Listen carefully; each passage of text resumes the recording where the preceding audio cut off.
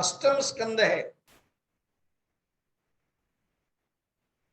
वो क्या है कि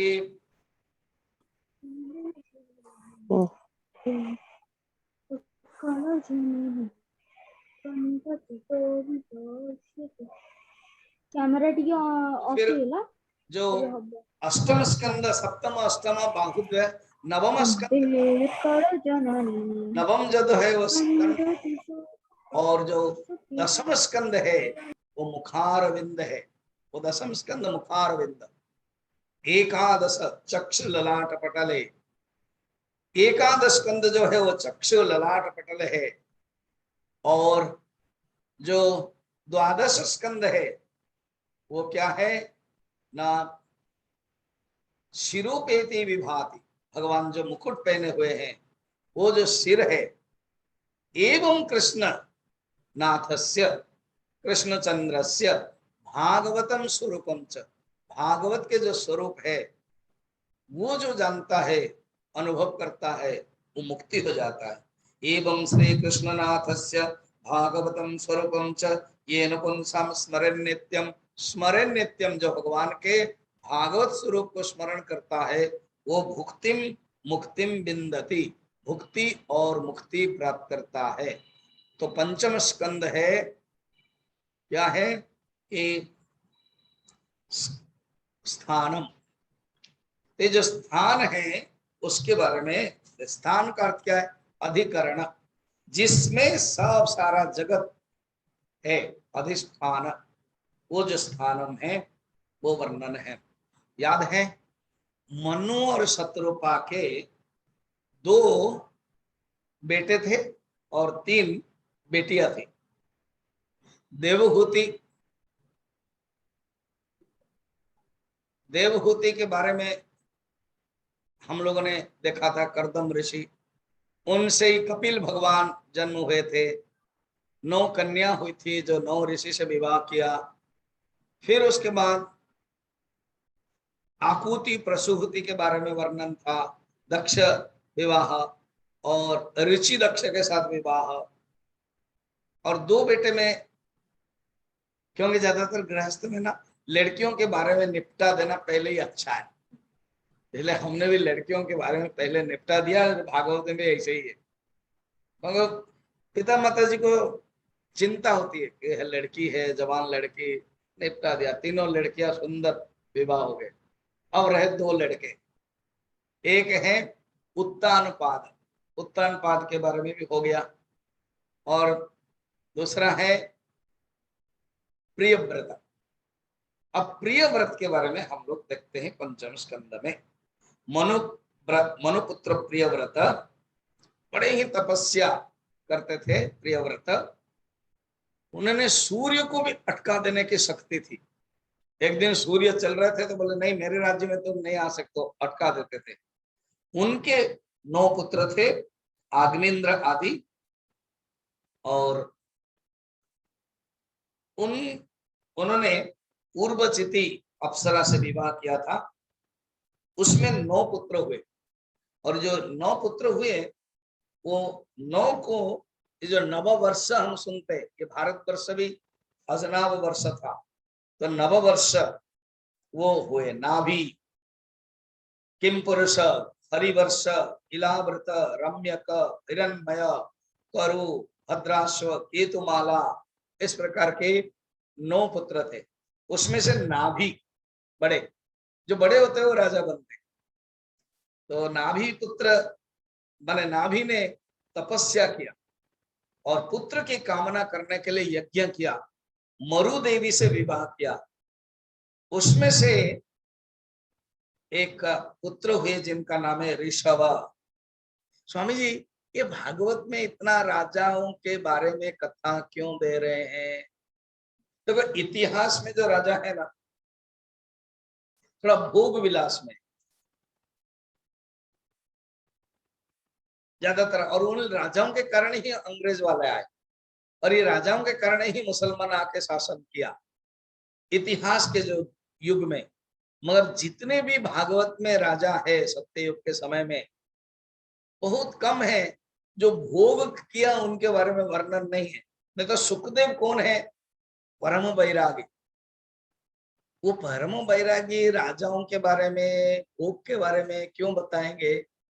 क्योंकि सुखदेव जी कहते हैं परीक्षित मैं इसीलिए बोल रहा हूं, उनके सब कुछ इसलिए बोल रहा हूं कि उनका मन तुरंत वैराग्य हो जाता था और भगवान में लग जाता था।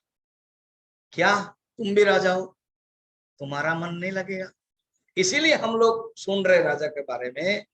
रघुवंश एक सुंदर काव्य है, कालिदास उन्होंने लिखा रघु कैसे राजा थे ना। शैशव में विद्या आवृत्ति अभ्यासम, उनका समय विद्या में गया। यौवने विषयेंद्रिया, यौवन में विषय किया, रानियों के साथ भोग किया, राज्य किया। वानप्रस्थे वनवृत्ति ना, जब वानप्रस्थ हो गया वनवृत्ति में चले गए। आज अभी अभी जस्ट भरत के प्रसंग आने वाला। वानप्रस्थे वनवृत्ति ना वार्धक्ये चो ब्रह्मे लयम, वार्धक्य में ब्रह्म के लय में चला गया, उनका शरीर त्याग कर दिया। ऐसे रघु थे, इसलिए तो उन्हीं के वंश में भगवान आए। भगवान को ही रघुवंशोत्तम कहते हैं, रघु श्रेष्ठ कहते हैं। ऐसे राजाओं के बारे में वर्णन है। अभी जितने भी राजा देखेंगे वो इतने वैरागी हो जाते हैं। और प्रसंग भी है, सुखदेव जी परीक्षित को कहते हैं तुम्हारे मन में वैराग्य लाने के लिए मैं राजाओं के बारे में बोलता हूं कि देखो एक राजा थे जो नाभि, उनके जो पुत्र थे ऋषभ, ये भी ऋषभ। और एक सुनो, एक तो राजा वैराग्य, इसी राज्य राजा के वंश में ही भगवान के अलग अलग अवतार होता है। या तो राजा के या ऋषि या तो ब्राह्मण। ऋषि माने ऋषि, ब्राह्मण एक ही कैटेगरी, या राजा। अभी देखो जितने तक जब मनुष्य हो गए, मत्स्य अवतार जरूरत नहीं पड़ा। जरूरत पड़ा क्या? मछली। बराह अवतार जरूरत नहीं पड़ा, केवल ब्रह्मा को सहारा लिया, ब्रह्मा ने ऐसे किया, बराह अवतार हो गए। समुद्र मंथन आएगा, उसमें भी अच्छा अवतार जरूरत नहीं पड़ेगा। जब भगवान को शरीर लेना पड़ा अंश अवतार में, कपिल मुनि, तो उनको एक पिताजी चाहिए, माताजी चाहिए।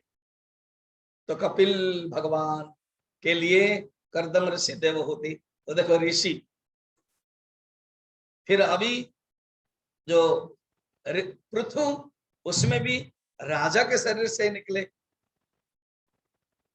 तो जहां भी राजा की कथा इसलिए कह रहे हैं, कहते मेरे जो भगवान है, जो परम ब्रह्म निर्गुण निराकार, वो सगुण निराकार बन के आते हैं इन्हीं राजा और ऋषियों के माध्यम से। इसलिए मैं उन लोगों की कथा कह रहा हूं। और एक है, जैसे जमीन है, जमीन में हम गेहूं या धान लगाएंगे, उसके पहले जमीन को तैयार करना पड़ता है।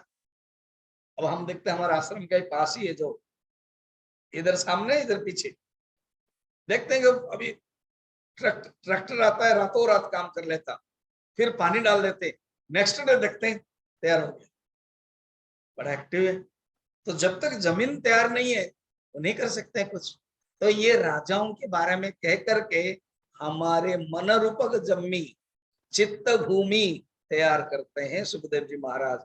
फलतः भगवान कृष्ण रूपक जो चरित्र है वो डाला जाए बीज रूप में, फिर जो भक्ति रूपक जो रस है, फल में रस है, वो मिले। बोल वृंदावन बिहारी लाल के। आप लोग ना, देखो मैं, आप लोग बड़ा समझदार भी हो इसलिए बोला, क्या मैं कुछ बोला नहीं और आप समझ गए। बोल वृंदावन बिहारी लाल की। देखा आप लोग समझदार हो ना। मैंने कुछ कहा नहीं, समझ। सुखदेव जी महाराज के बीच बीच में केवल तो भी समझ गए भाई, जितना बताया कितना सुंदर है। मैं थोड़ा बोल देता हूँ और आप समझ जाते हो, इसलिए हमेशा एक्टिव रखना है मन। अब आगे बढ़ते हैं। कहते सुनो, अब ऋषभ के बारे में बताता हूँ। ऋषभ का अर्थ क्या है? ऋषभ माने जो श्रेष्ठ है, जो ज्ञानार्थक, ऋषेण ज्ञानेन भाति, ऋषभ, भ माने भांति, री माने री गतो ज्ञानम, तो जो ज्ञान जो श्रेष्ठ है वो। तो ऋषभ के पास उनके पिताजी का नाम था नाभि, याद रखिए। हाँ, स्वामी जी हम क्यों याद करें रखेंगे, क्यों? याद तो आप रखते हो, आप ही बोलते हो, बस हमारा काम सुनना है। अच्छा, हम सुनेंगे और हमको भगवान ने दो कान दिया है, एक कान से सुनेंगे और दूसरे कान से, हाँ, और इसलिए आप जो कुछ करो हम सुनेंगे और जाएगा, हमारे लिए फायदा है। स्वामी जी हम भूलेंगे और आपके लिए फायदा ना, हाँ क्या हर साल भागवत करेंगे तो आप भूल गए, अच्छा है ना, संकल्प करना हर साल भागवत करते रहेंगे।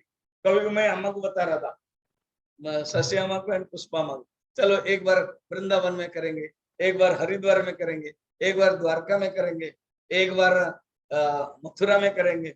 मस्त वृंदावन, सही में वृंदावन में मैंने किया वृंदावन 2 बार, नैमिषारण्य में तो बहुत बढ़िया है, सुखताल, ऐसे भागवत करते ही रहना है।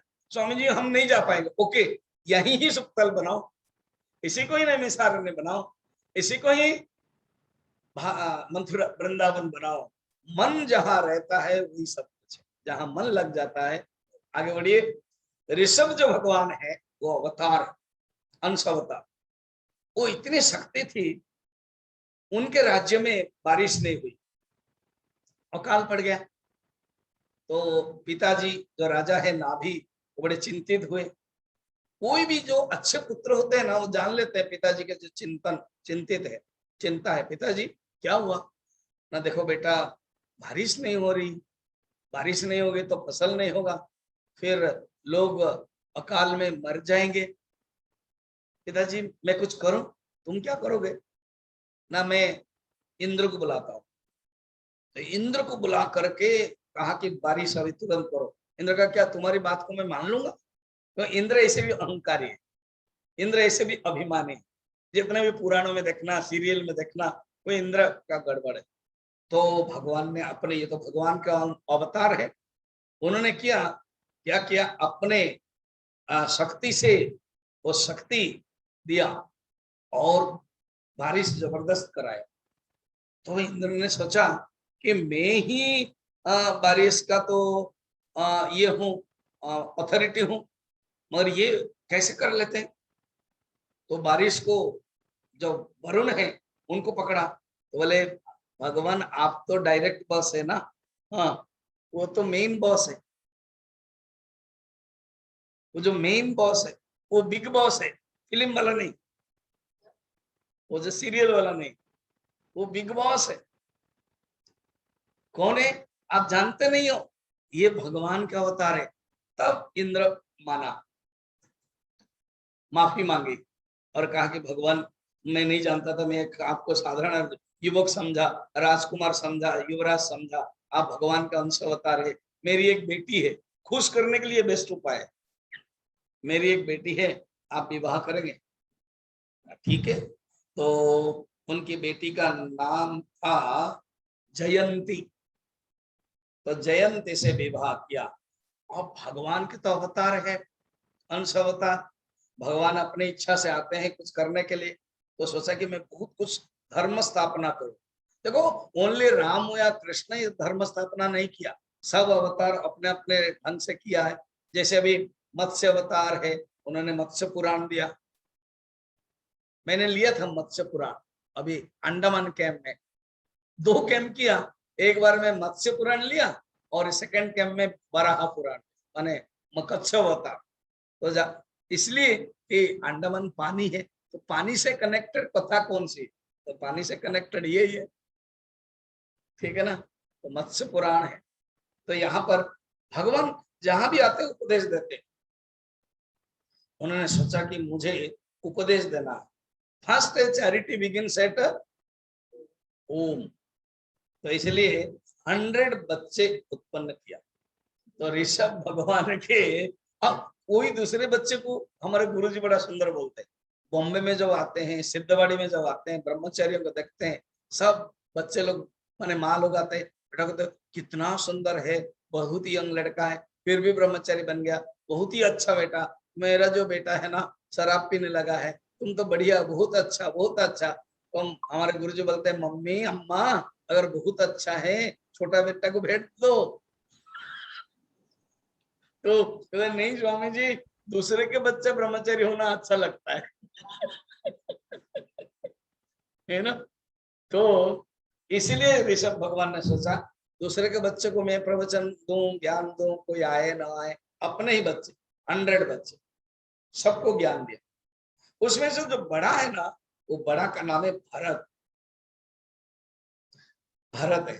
फिर जो 9 पुत्र हुए वो उनको राजा बनाया।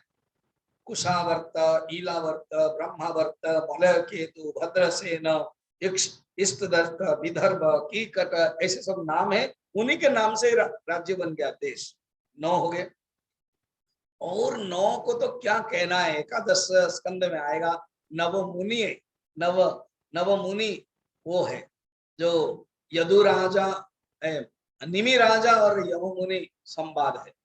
निमि राजा जो जनक निमि राजा, उन्होंने यज्ञ किया, यज्ञ में वो नव मुनि आए और आकर के क्या किया, ज्ञान दिया। कौन है, हालांकि एकादश स्कंद में लास्ट दिन देखेंगे, नाम सुन लीजिए।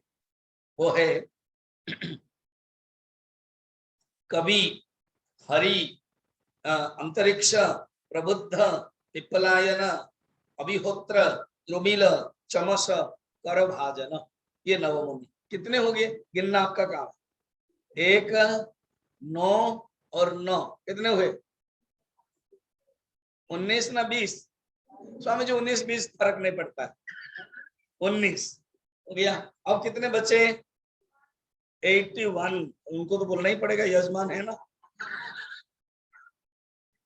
तो 81 को ब्राह्मण बनाया। देखो कर्मकांडी, ये देखो तुम लोग पूजा जानना चाहिए, तुम लोग वेद मंत्र जानना चाहिए, पूजा करना चाहिए, अब ब्राह्मण बन जाओ। तो उनको ब्राह्मण, भगवान है ना, ये भगवान के अवतार है। 81 को ब्राह्मण बनाया कि देख ब्राह्मणत्व जो मंत्र है, जो पूजा है, जो उपासना है, वेद मंत्र तुम जानो, ऐसे भगवान थे। फिर सब भगवान क्या किया, भगवान ये सब, बड़ा बेटा का नाम है भरत। अब आएगा भरत चरित्र। बड़ा बेटा का नाम भरत है, उनको दे दिया और कहा कि तुम राज्य शासन करो। जब राज्य शासन करो तो वो ऋषभ, जैन धर्म, ये जो जैन धर्म में 24 तीर्थंकर है, उसमें पहला तीर्थंकर ही है, कौन है, ऋषभ भगवान। तो ऐसे जैन धर्म प्रतिष्ठा करके अपना शरीर को त्याग किया। और कहते जब वो जाते थे तो उनका शरीर ऐसे उलग्न होकर के, नग्न वेश होकर के जाते थे, भगवान का अवतार है, शरीर त्यागी दिया। अब है भरत की कथा। भरत है शासन, अनेक अनेक समय तक शासन कर दिया उन्होंने। तो जब उन्होंने शासन किया तब उन्हें क्या हुआ, उनको अंदर भी वैराग्य आ गया। और जब वैराग्य आ गया तब उन्होंने सोचा कि अब त्याग करके अकेले, कभी कभी कोई वैराग्य जब आता है, वानप्रस्थ पत्नी को भी लेके जाते हैं, वो निर्भर करता है पत्नी के अंदर कितने स्वभाव है और झुकाव है, साथ जाते हैं तब। तो अकेले गए पुलह आश्रम के पास, हरिहर क्षेत्र में, गंडकी नदी के पास, एंड वहां पर जाकर के अनेक वर्ष तक ध्यान किया, तपस्या किया। एक दिन क्या हुआ, एक सीनरी मिली। क्या हुआ, एक हरिण का जो बच्चा है, वो हरिण का जो माँ है वो गर्भवती थी। वो गर्भवती थी, वो हरिण के जो माँ है वो धीरे धीरे चल रही थी, पानी पीने के लिए आई, एक सिंह आ गया और सिंह आकर के आक्रमण कर दिया। तो वो लंप प्रदान करने लगी दूसरे तट पर। तो वो हरिण के जो माँ है वो बच्चा गर्भ हो गया, गिर गया और वो पानी में बह गई। ये दूसरी तरफ जो गिरी, उस तरफ में हमारे भरत जी ध्यान कर रहे थे, उसको लेके आ गए। छोटा सा है, प्यारा सा है, बच्चा हो गया, वो लेके आ गए। लेके आकर के उसको क्या किया, रखा, उसके प्रति आसक्त हो गए। आसक्त हो गए, उसको पत्ता देना, उसको वो खिलाना, उसको वो करना। देखो सब कुछ करना चाहिए, वो लोग कुत्ता रखते हैं ना, तो मगर आसक्त नहीं होना चाहिए। तो उन्होंने क्या किया, आसक्त हो गए और उसी के बारे में चिंतन करने लगे। ये जो बच्चे ना बड़े प्यारे होते, वो गोद में बैठ जाते हैं, आप लोग तो जानते ही हो। तो अगर आप आपके भी पोता नाती नातिन जब गोद में बैठ जाते हैं और आपको प्यार करते हैं, बड़ा अच्छा लगता है। उसमें ना ब्रह्मानंदम परम सुखदम अनुभव होता है कि नहीं। तो इसलिए ये जो बच्चा है वो बड़ा प्यार करने लगा, गुदगुदाने लगा। धीरे धीरे उनका ध्यान कम होने लगा। जब ध्यान कम होने लगा और एक दिन क्या हुआ, वो जो हरिण का बच्चा होता चंचल है, वो चला गया कहाँ।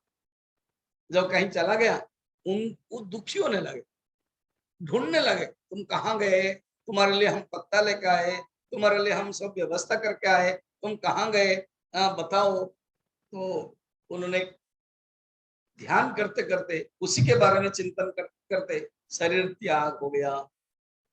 जब शरीर त्याग हो गया, यही भरत। अच्छा हाँ, पहले ये जो शासन करते थे, इस शासन का, राज्य का पूरा टोटल नाम था द्वीप का अजनाभ वर्ष। ये हमारा जो भारत है, ये अजनाभ वर्ष था। भरत के कारण इसका नाम हुआ भारत। यानी इतने बड़े श्रेष्ठ राजा थे भरत, जिनके नाम पर भारत हुआ। आज जो हम भारत करके बोल रहे हैं, वो बाद में अंग्रेज मैंने इंडिया दे दिया। रियली भारत शब्द भी बढ़िया है, भायाम रतयते भारत, भरत के वंश। और एक कथा कहते हैं, जो शकुंतला के पुत्र भरत है, विश्वामित्र शकुंतला के पुत्र भरत है, जो भरत इतने पराक्रमी थे कि वो सिंह के जो बच्चे हैं उनको गिनते थे। स्वयमेव मृगेंद्र था, तो वो गिनते थे और माँ माँ माँ, इस सिंह के बच्चे में ना 5 दांत है, अगर छोड़ो इसको, आओ ध्यान करोगे, खाओगे, स्नान करोगे, नाश्ता खाओगे, ना मैं और उसका भी देख लो। ऐसे छोटा बच्चा है भरत, और ऐसे पराक्रमी थे, उनके नाम पर भी भारत हुआ है, ये भी कहा जाता है। और ये पुराना है, ये जो भरत है पुराने, वो बात के है, इसलिए इनके नाम पर ही हुआ है। और भागवत में क्लियरली वर्णन है, अजनाभ वर्ष था, इन्हीं के नाम पर भारत हुआ। और वो नेक्स्ट जन्म में क्या हो गया, हरिण हो गया। अंत काल में जो यम यम स्मरती, जो जो स्मरण करता है अंत काल में जिस ढंग के, वो वही गति मिलेगी। अंते मति सा गति। तो हिरण हो गए, और हिरण उनकी याद है, जाति स्मृत है कि मैं भरत राजा और इस प्रकार के हुआ। तो वो जो गंडकी नदी, जहां मानसरोवर जाते हैं ना, वहां गंडकी नदी पड़ती है नेपाल में। तो वहां पर गंडकी नदी में शालिग्राम है। उस शालिग्राम के स्पर्श से जो पानी है, उस पानी को पी करके वहीं पर पड़े रहते थे, किसी के साथ मिलते नहीं थे, कुछ भी भोजन नहीं करते थे। और वो जो अंतिम आसक्ति हो गए थे, उसके लिए जो किरण का जन्म हुआ, उतना तक भोग करके फिर नेक्स्ट थर्ड जन्म में हो गए एक अंगिरस गोत्र में ब्राह्मण के पुत्र के रूप में। ब्राह्मण की 2 पत्नियां थी, एक पत्नी से 9 पुत्र और दूसरी पत्नी से 1 पुत्र 1 कन्या होकर को वो ब्राह्मण, जो ब्राह्मणी है पत्नी है, वो गुजर गई। तो 1 पुत्र 1 कन्या पुत्र में से ये जड़ भरत के नाम पर कहा जाता है, उनका भी नाम है जड़ भरत। तो ये जो जड़ बचपन से उन्होंने एक तय कर लिया, कंडीशन किया क्या, कि मैं बिल्कुल ध्यान ही नहीं दूंगा, मैं बिल्कुल क्या करूंगा, बिल्कुल ध्यान नहीं दूंगा, किसी से बात नहीं करूंगा, मौन रहूंगा, जड़ रहूंगा। उन्होंने तय कर लिया। क्यों, थोड़ा सा आसक्ति के कारण मेरा जीवन ऐसे हुआ, अभी मैं बिल्कुल डिटैचमेंट, इस प्रकार के संकल्प ले लिया। ब्राह्मण है, जनेऊ संस्कार दे रहे, गायत्री मंत्र बोलते, ओम भूर्भुवः, कुछ भी बोल नहीं रहे, जबरदस्त जनेऊ डाला गया।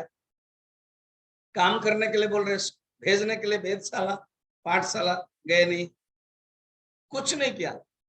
फिर उनको खेती को रखवाल करने के लिए रात में भेजते थे, किसी को कुछ नहीं बोलते थे।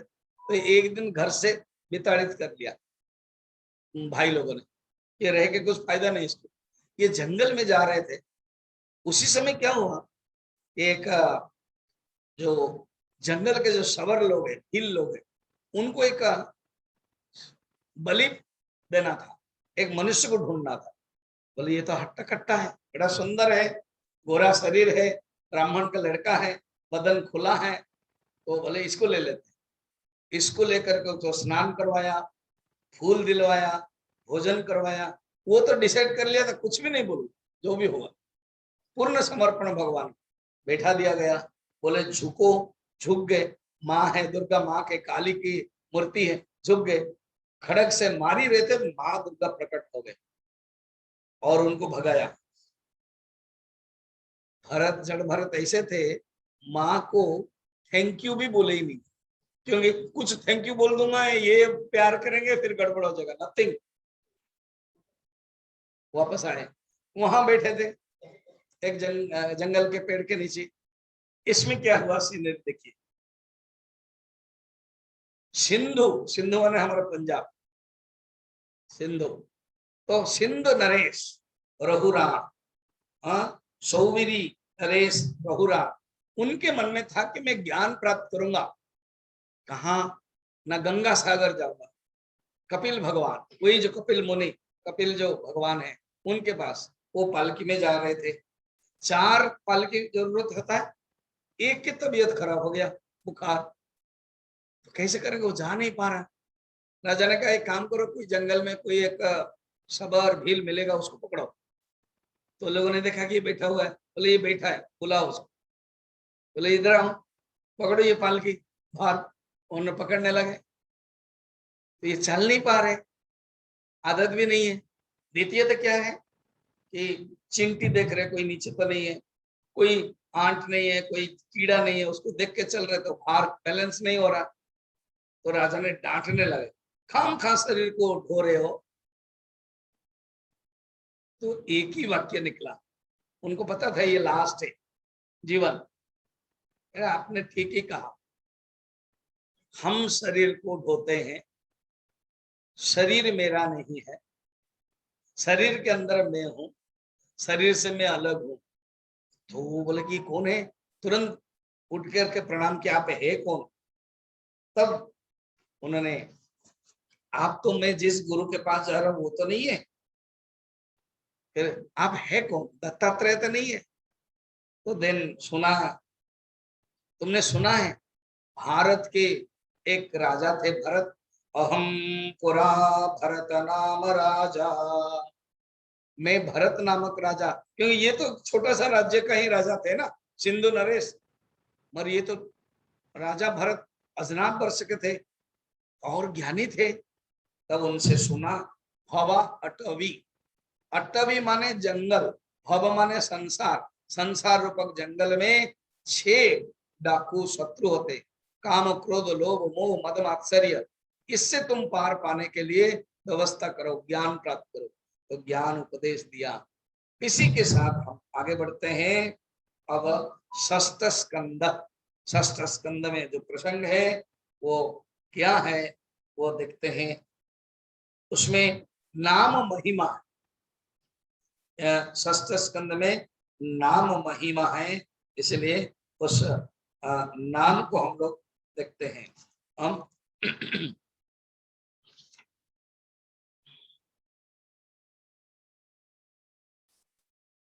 आत्मनिवासी राम, आत्मनिवासी राम,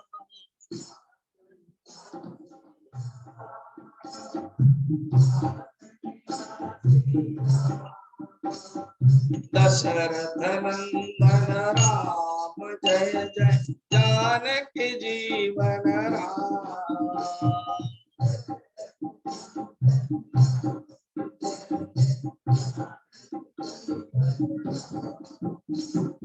आत्मनिवासी राम, आत्मनिवासी राम,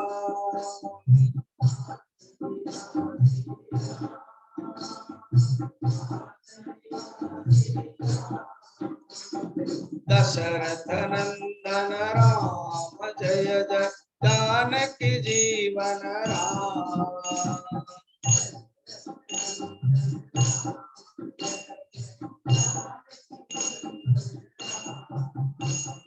अयोध्यावासी राम, अयोध्यावासी राम,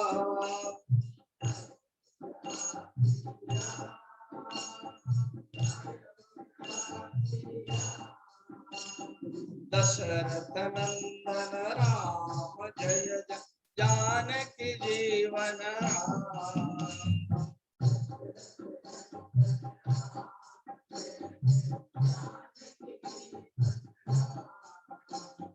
जानकी जीवन राम।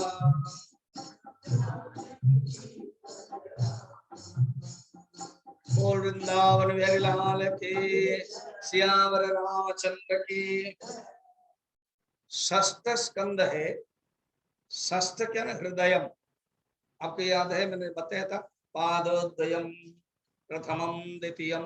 द्वितीय जो पहला और द्वितीय स्कंद पाद दो है भगवान का पैर। पादोद्वयम तृतीयम च गुह्यम, गुह्य प्रदेश तृतीय। कट्यम चतुर्थ। फिर पंचमम नाभि, पंचम स्कंद नाभि है भगवान के।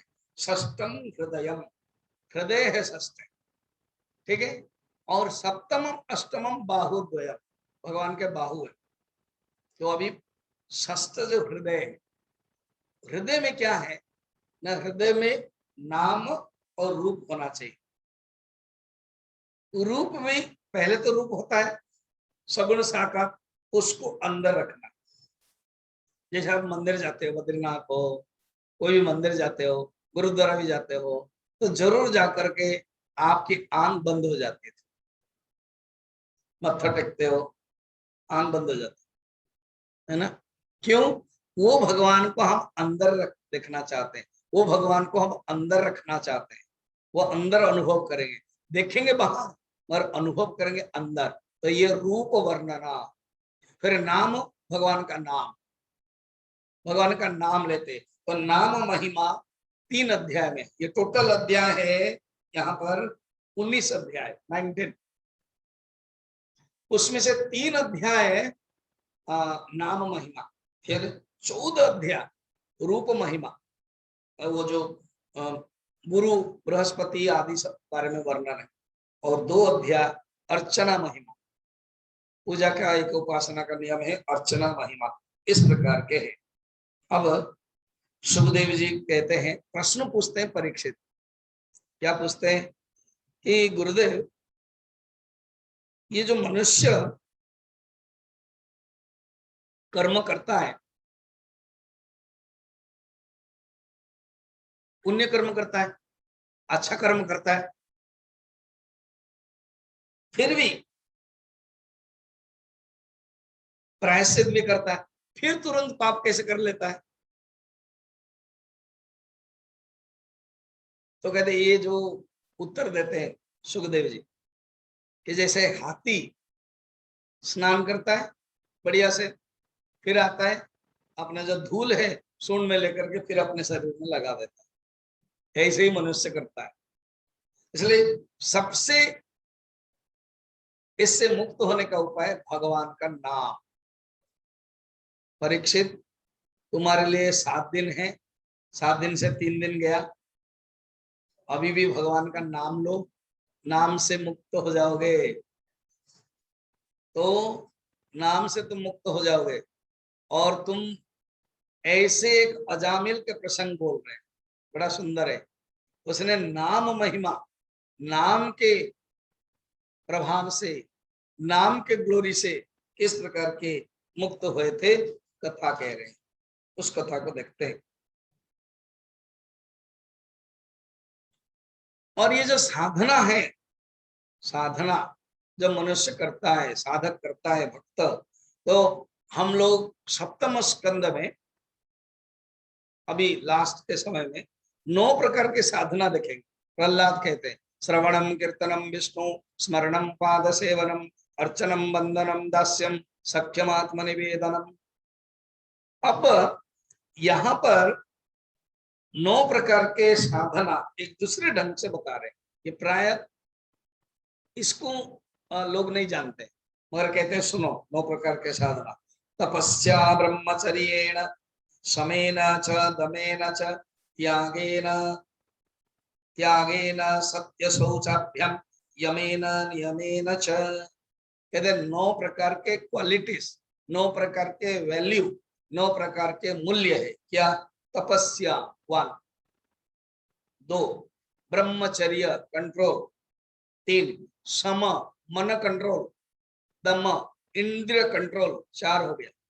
सम तपस्या, ब्रह्मचर्य, सम, दम, त्याग रिनाउंसिएशन, सत्यम स्पीक ट्रुथ, शौच क्लीनलीनेस, और यमेन नियमेन च अर्थात यम और नियम। यम क्या है? ना सत्य, फिर अहिंसा, फिर अपरिग्रह, ब्रह्मचर्य और अस्तेय। और नियम क्या है? तपः, शौचम, फिर स्वाध्याय, ईश्वर प्रणिधान, इस प्रकार के हैं। संतोष एक रह गया था।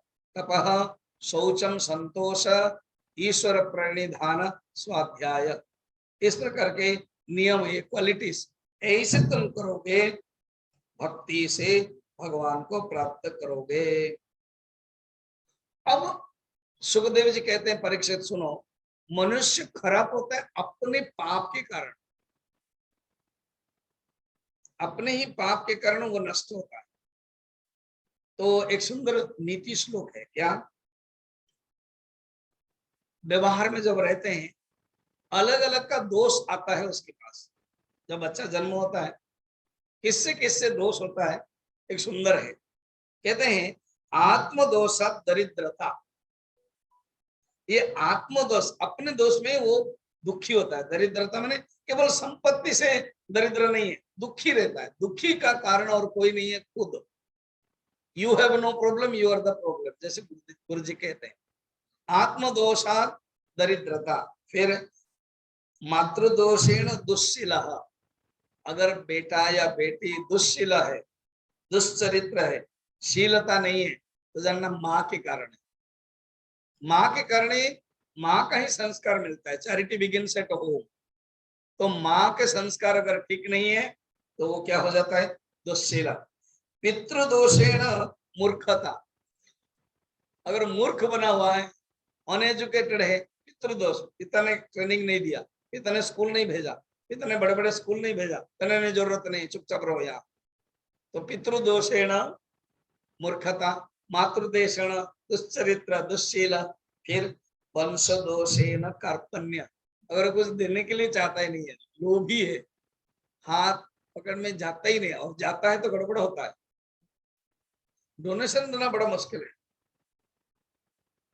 गुरुजी बहुत सुंदर कथा कहते, एक आदमी चर्च गया, पादरी ने कहा कि ऐसे ऐसे कोविड चल रहा है और सबको देना है, और हमारे जो सेवक है वो आएगा और आप लोग डालना,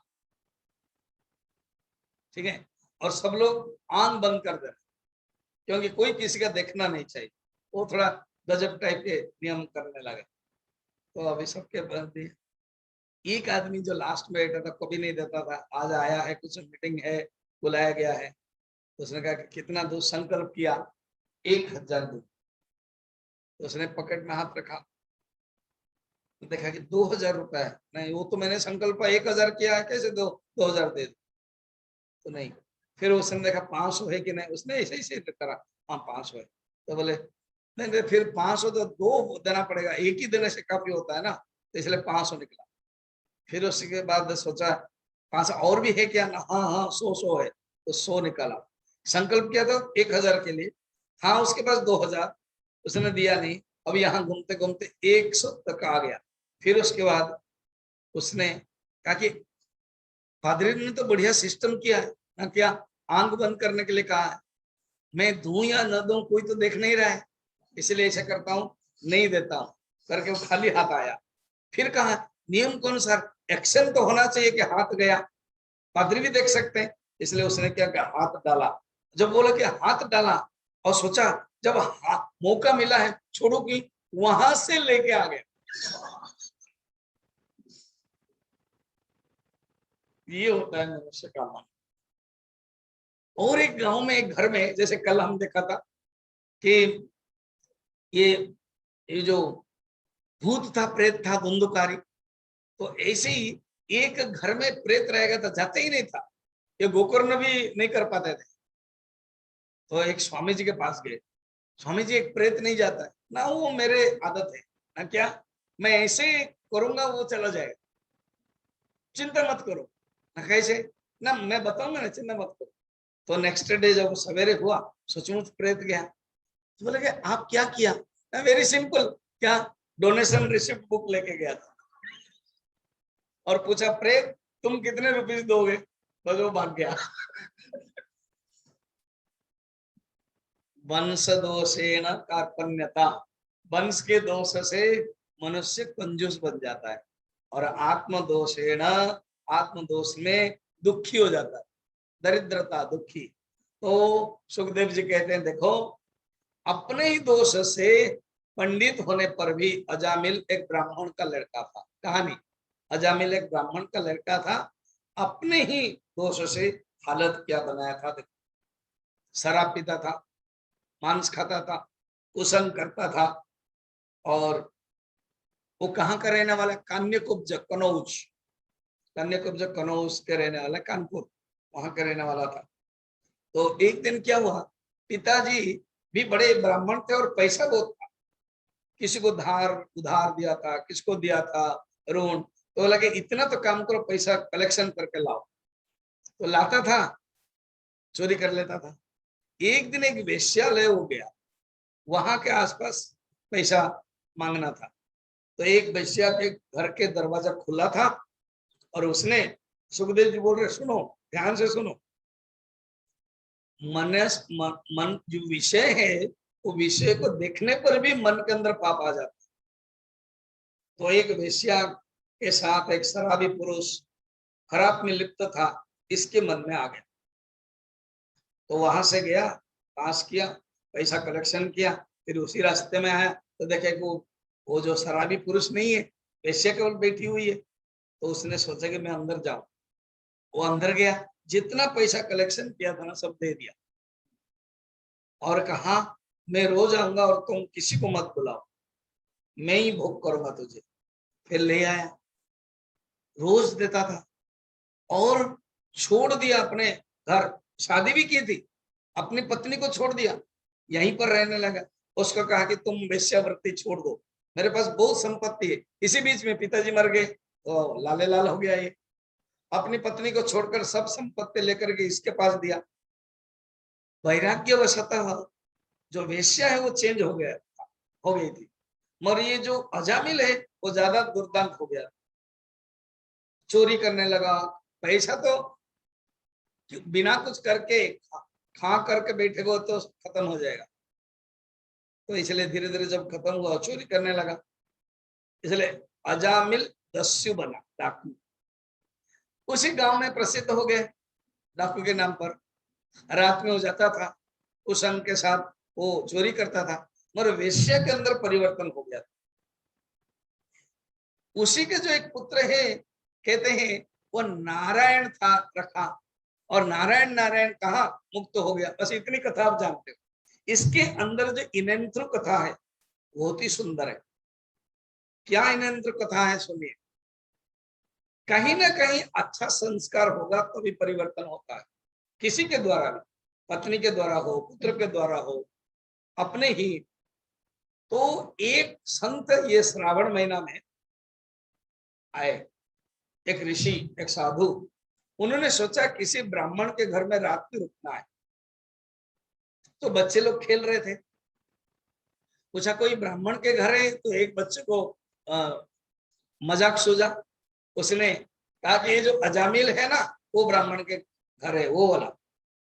वो उसको पता है अजामिल ब्राह्मण होते हुए भी है नहीं, दस्यु डाकू, बोल दिया। वो चले गए।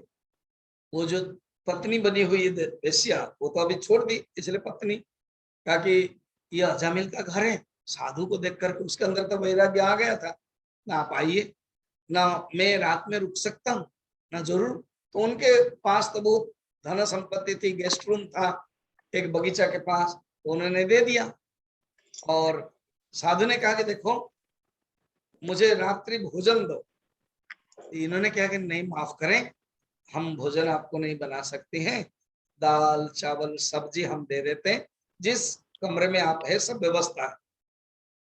साधु ने सोचा कि स्त्री है, शायद मासिक धर्म चल रहा होगा, मना किया।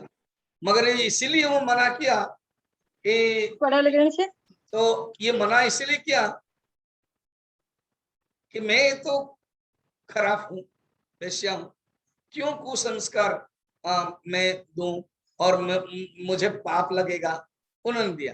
साधु ने सोचा कि शायद ये अच्छे घराने की है और नियम कर दिया, ठीक है, भोजन किया, उनको सवेरे सवेरे जाना है।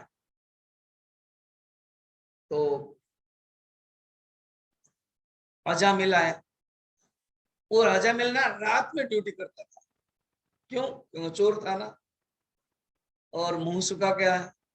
पूछा कि क्या हुआ ना, आज कुछ नहीं मिला, चिंता मत कीजिए, एक साधु आए हैं, वो अभी चले जाने वाले हैं, और चलिए जो प्रणाम करते हैं। तो प्रणाम किए, ये जबरदस्त किया उसने, तो मना किया। तो देखिए मैं गर्भवती हूँ। अजामिल का ना 9 पुत्र था उसी से, दासी से, और ये 10वां गर्भ है। तो पत्नी को प्यार करता था, वेश्या को। उनकी बात मानी, वो गए दोनों, साधु को प्रणाम किया।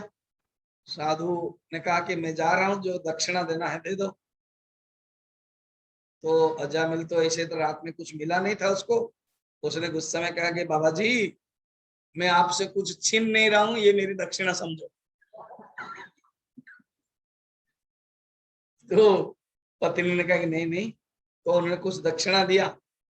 तो साधु खुश थे, कहा कि हे माँ, तुम्हारे पतिदेव तो थोड़ा सा लग रहे हैं, थोड़ा सा लग रहे हैं, तुम बड़े अच्छे संस्कार के हो, मैं एक आशीर्वाद देता हूं, तुम्हारा जो गर्भ है ना, पुत्र होने वाला, उस पुत्र का नाम नारायण रखना।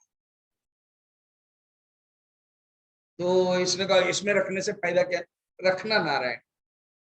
और इसको कहा कि तुम्हारे अंदर जो खराब वृत्ति है, मुझे भी पता चल गया, इस पुत्र के कारण वो तुम्हारा जो खराब वृत्ति चली जाएगी।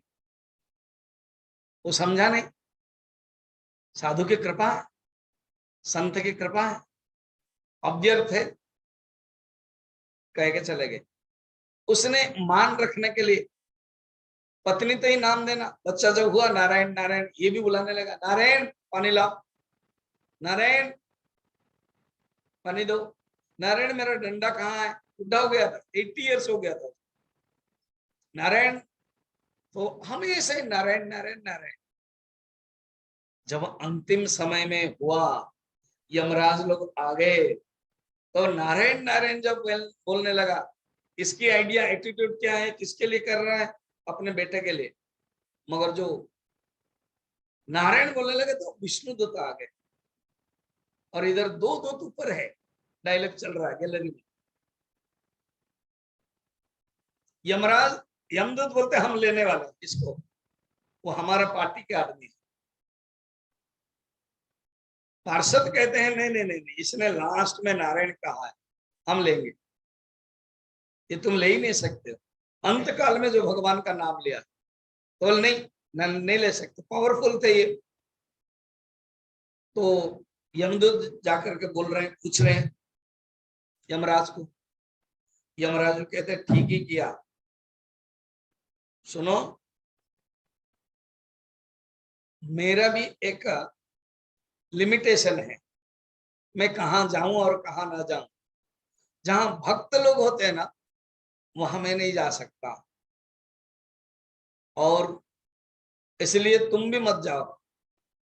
मना कर दिए, उपदेश दिया भगवान नाम की महिमा क्या है, यमराज खुद यमदूत को।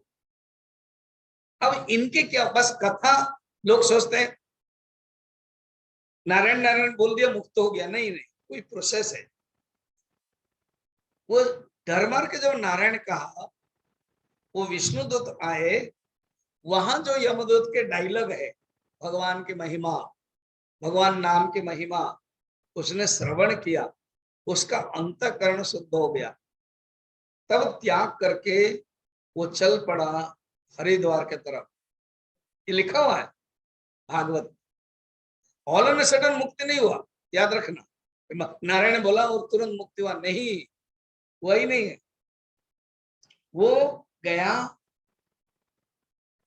हरिद्वार, हरिद्वार के जो आनंद घाट है, वहां बैठ करके अपने शरीर को, तपस्या, मन को भगवान में लीन करके ज्ञान प्राप्त किया, और योग के माध्यम से भगवान में जो सुना था उसने, तब भगवान को प्राप्त किया। सुखदेव जी बोलते, ऐसे जो श्रेष्ठ है अजामिल, भगवान के नाम महिमा से प्राप्त कर लिया, तो तुम भी क्यों प्राप्त नहीं कर पाओगे? जरूर प्राप्त कर पाओगे। इसलिए आगे के जो प्रसंग है और जो 14 अध्याय है, वो बता रहे हैं वृत्रासुर कथा, बड़ा सुंदर कथा है। इसी बीच में अलग अलग जो प्राचेतस दक्ष को देते हैं उपदेश। ब्रह्मा बीच बीच में देखते थे अपने जो पुत्र लोगों को, जो सब संसार चल रहा है कि नहीं। मैंने कहा था कल, कश्यप ऋषि बड़े पावरफुल दक्ष प्रजापति थे। कश्यप ऋषि विवाह किया था 13 पत्नी। दक्ष के 60 कन्याएं थी। 10 कन्याएं धर्म के साथ विवाह, 13 कश्यप के साथ विवाह, 27 कन्याएं चंद्रमा के साथ विवाह। इसलिए चंद्रमा के 27 नक्षत्र होते हैं। रेवती नक्षत्र, रोहिणी नक्षत्र, रोहिणी नक्षत्र के प्रति बहुत आसक्ति थी उनकी चंद्रमा, इसलिए अभिशाप मिला। फिर 2 भूतों के साथ, 2 अंगिरा के साथ, 2 कृशाश्व के साथ और 4 तार्क्ष के साथ मिला होगा तो 60 कन्याएं। तो इस प्रकार के हुआ। अब आगे 6ठ अध्याय के 8वें स्कंद में कथा आती है। तो जो इंद्र देवता, इंद्र है ना, वो बीच बीच में उनका अहंकार आता था। एक दिन बैठे सब देवताओं के साथ, मदन्य को असी, मेरे से और कौन श्रेष्ठ है, ऐसी भावना थी। एक दिन गुरुदेव आए बृहस्पति, तो उनको सम्मान नहीं किया, उठे नहीं।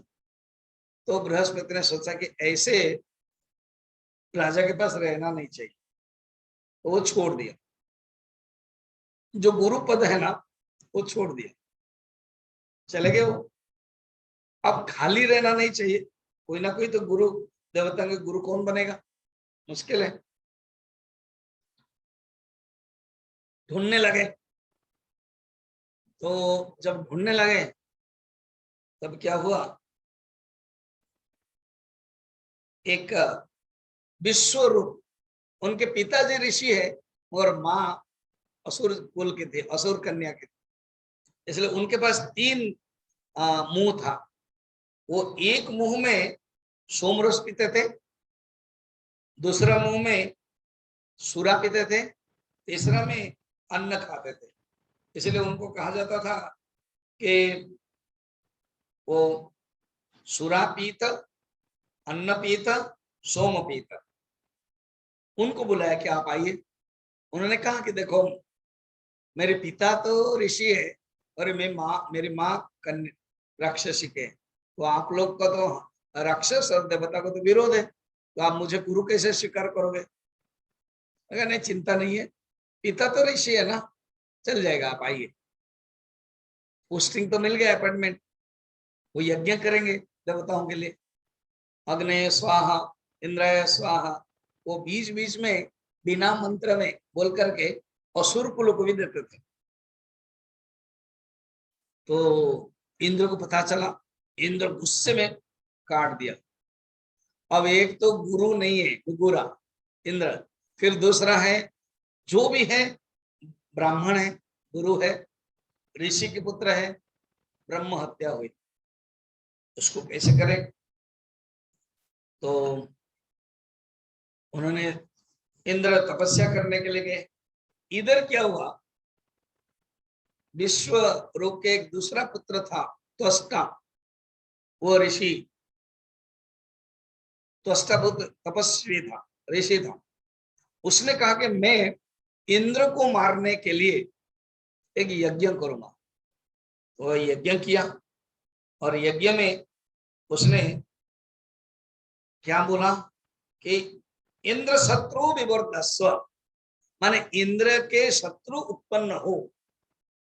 मगर क्योंकि बोलने के उच्चारण गलत हुआ, हाँ, तो हतपुत्र ततत्वष्टा जुटाविस्त्राय संद्रवे इंद्र शत्रवे इंद्र शत्रु विवर्धस्व मा चिरं जहि विद्विषम्।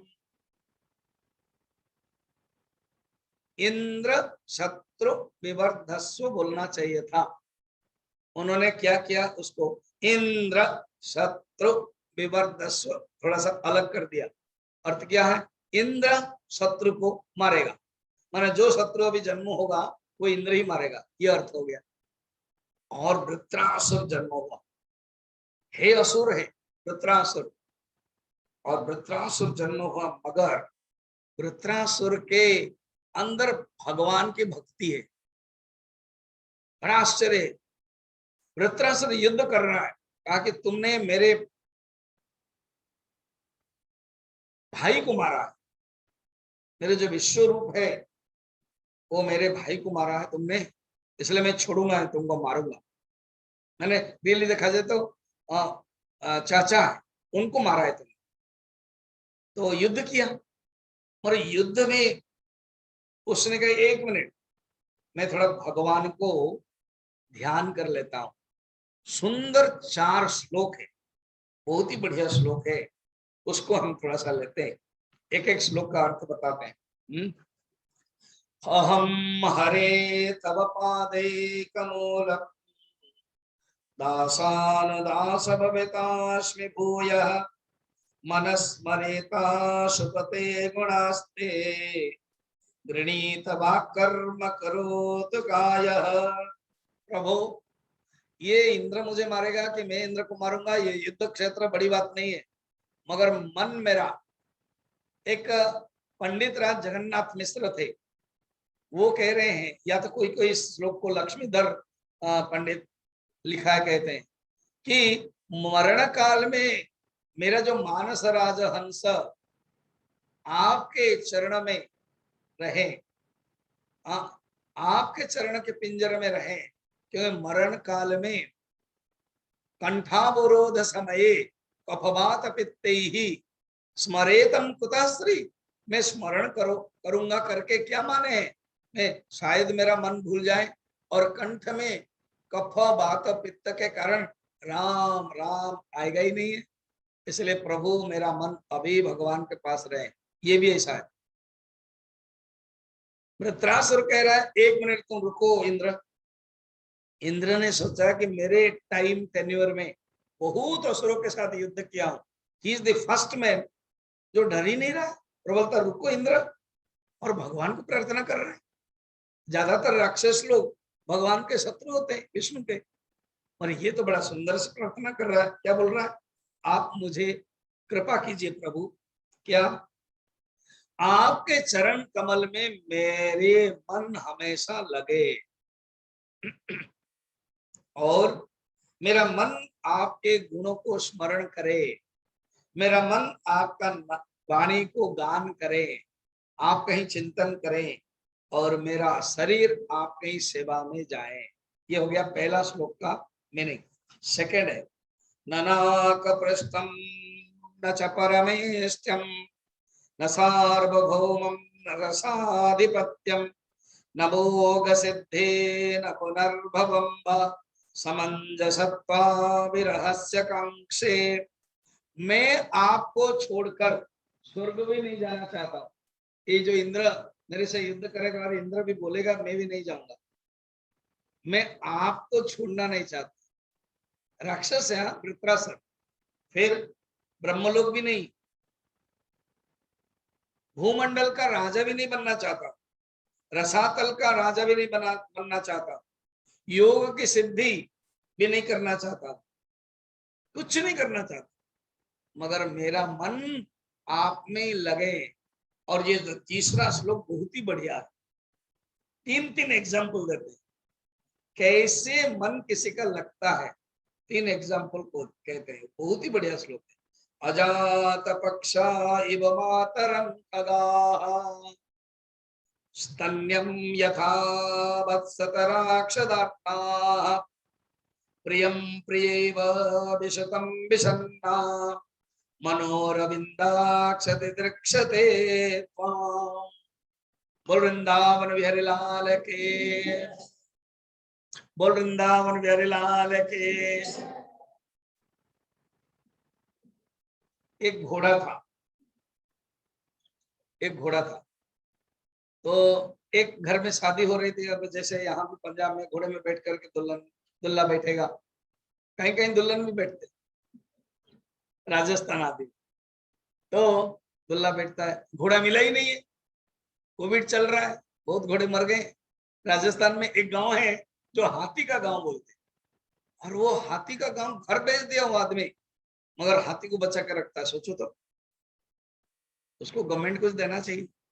तो घोड़ा नहीं मिला, तो एक कहा कि घोड़ा तो नहीं है, और वो हॉर्स रेस हो रहा है। हॉर्स रेस समझ रहे हो ना, क्या बोलते हैं उसको, हॉर्स रेस होता है ना घोड़े के, तो उसमें जो घोड़ा दौड़ने वाला है वो हो नहीं रहा था, बीमार हो गया। तो बोला देखिए मेरे पास एक ही घोड़ा है, मगर वो शादी में ज्यादा पर जाता है ना, ठीक है घोड़ा तो दौड़ेगा ना, लेके आ जाओ। जैसे लेके आए, थोड़ा दौड़ा फिर रुका, फिर थोड़ा दौड़ा फिर रुका, तो उसको पूछा मालिक ने कि अरे बाबा ये घोड़ा थोड़ा दौड़ता है और रुक क्यों जाता है ना, ये क्या है ना, शादी के घोड़ा है ना, जहां बैंड बजता है और जब नाचना होता है वो रुक जाता है, इसलिए बीच बीच में उसको बजाना पड़ता है, तब जाना पड़ता है। इसी प्रकार बोल वृंदावन बिहारी लाल की। हाँ, बीच बीच में देखो आप बड़े समझदार हो, बहुत ही समझदार हो, मैं आधा ही बोलता हूँ और आप समझ जाते हो। देखो 1.5 साल हुआ मुझे, मेरे प्रवचन लगातार कुछ कुछ सुनते हैं, कुछ ऑफलाइन में कुछ ऑनलाइन में। ऑफलाइन में दिए लोग डॉक्टर शशि राज, बाकी सब ऑनलाइन में, जान लिया मेरे स्टाइल है, तो मैं आधा बोलता तो समझ जाते हो, कुछ दिन के बाद बोलूंगा ही नहीं, समझ जाओगे है ना, कि आजकल स्वामी जी बोल नहीं रहे, फिर कैसे हमको समझना है। तो बढ़िया सुंदर एग्जाम, दिस श्लोक इज ब्यूटीफुल। क्या कहते हैं, मेरा मन चाह रहा है आपको देखने के लिए, रोने लगा वो। इंद्र आश्चर्य, एक ऐसा ही राक्षस, ये तो भक्त है निकला, इसको मुझे मारने में भी डर लग रहा है, क्योंकि भक्त को मारूंगा तो उसके पिताजी को मारा तो हैरान हो गया मैं, तो डर गए। और वो क्या कितना सुंदर कहता है, प्रभु ये युद्ध बड़ी बात नहीं है, मगर मेरा मन हमेशा आपके पास रहे।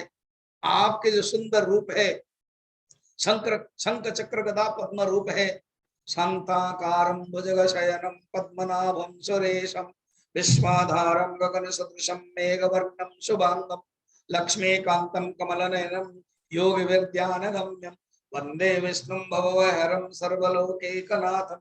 मैं देखना चाहता हूँ, दिदृक्षते, देखना चाहता हूँ कैसे, जैसे पक्षी के माँ पक्षी को छोड़ करके जब बाहर जाती है, सारा दिन पक्षी के जो बच्चे हैं इंतजार करते हैं, किसके लिए, माँ के लिए। अजात पक्षा इव मातरम खगाः, बहुत ही सुंदर। वो पक्षी के पंख है, अजात पक्ष अर्थात पंख नहीं है, वो उड़ भी नहीं सकता है, और इंतजार कर रहे हैं कि कब मेरी माँ आएगी। इसी प्रकार मेरा मन भी इंतजार कर रहा है, कब आपको दर्शन दूंगा। नंबर 1, हमारे मन भी पूर्ण समर्पण होना चाहिए। खुद के अंदर कोई सामर्थ्य नहीं है, शक्ति नहीं है, बस प्रभु में। एक होता है मार्जारण न्याय और एक होता है मरकट न्याय। मार्जारण न्याय में भक्ति है क्या, जो बिल्ली पैदा करती है ना, तो बच्चों को कहाँ कहाँ रख देती है। यहाँ भी आश्रम में भी एक बिल्ली पैदा किया, फिर बच्चों को रख दिया, फिर वो लेके गई, तो ढूंढेगी कौन सी जगह अच्छा है।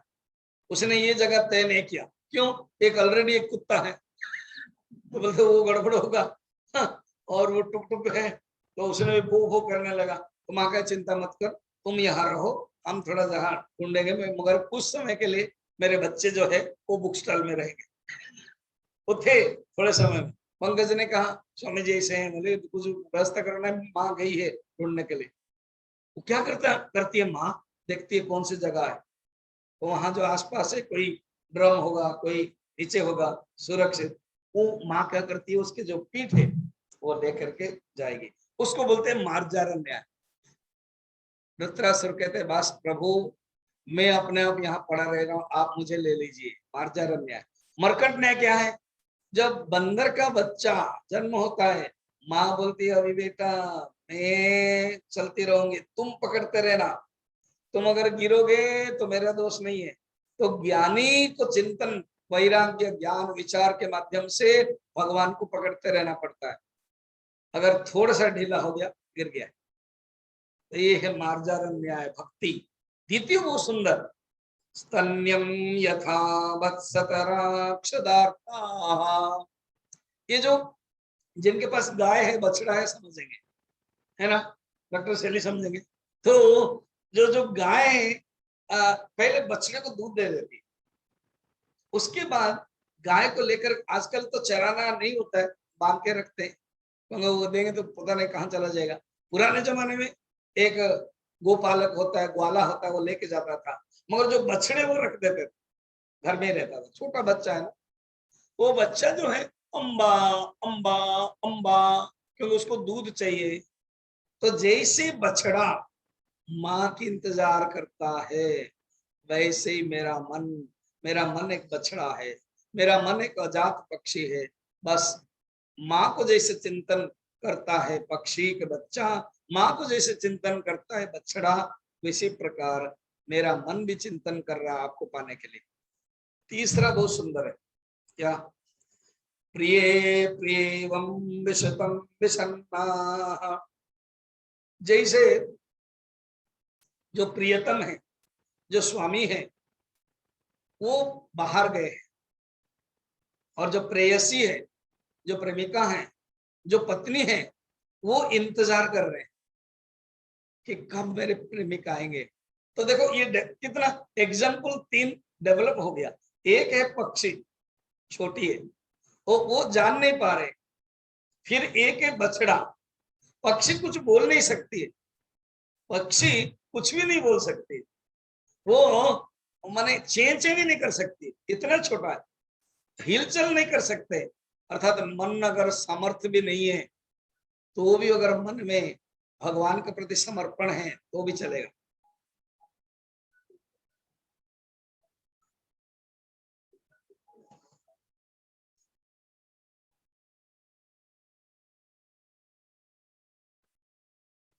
फिर उसके बाद बछड़ा बोल सकता है, उसके पास सामर्थ्य है, कहा जा नहीं सकता है, मगर अपना नाम ले सकता है। देखो बछड़ा कितना सुंदर, बछड़ा पता है संस्कृत जानता है, बछड़ा संस्कृत जानता है, बोलते कि अम्बा, माँ को संस्कृत में अम्बा ही बोला जाता है, अम्बा अम्बा है, बोलता है वो, उसके अंदर शब्द है। और जो प्रेमिका है वो इंतजार कर रही है, सेवा भी कर सकती है प्रेमिका, प्रेमिक को खुश करवा सकती है, अर्थात फुल फ्लेजेड डेवलप है। मेरा मन कभी अजात पक्ष जैसा, कभी बछड़ा जैसा, कभी प्रेमिका जैसा। जैसे प्रेमिका इंतजार कर रही है प्रेमिक को, मेरा मन भी इंतजार कर रहा है प्रभु आपको देखने के लिए। कितना सुंदर श्लोक। फिर कहते हैं लास्ट में, ममोत्तम श्लोक जनेषु सख्यम संसार चक्रे भ्रमता स्वकर्मभिः त्वन्माययात्मात्मजदारगेः सु आसक्त वित्तस्य नाथ भूयात् प्रभु। एक बात बताऊं, सारे दुनिया अध्ययन करता है, शास्त्र पढ़ता है, भक्ति करता है, तपस्या करता है, ज्ञान प्राप्त करता है, सिर्फ मुक्ति के लिए ना। हाँ, धृतराष्ट्र कहता है मैं मुक्ति नहीं चाहता हूँ। क्या बड़ी बात है, कहता मैं मुक्ति न चाहता हूँ।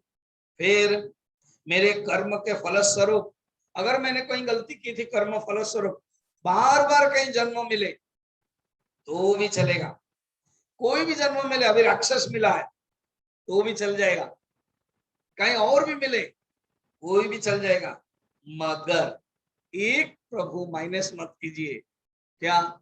आपके प्रति प्रेम।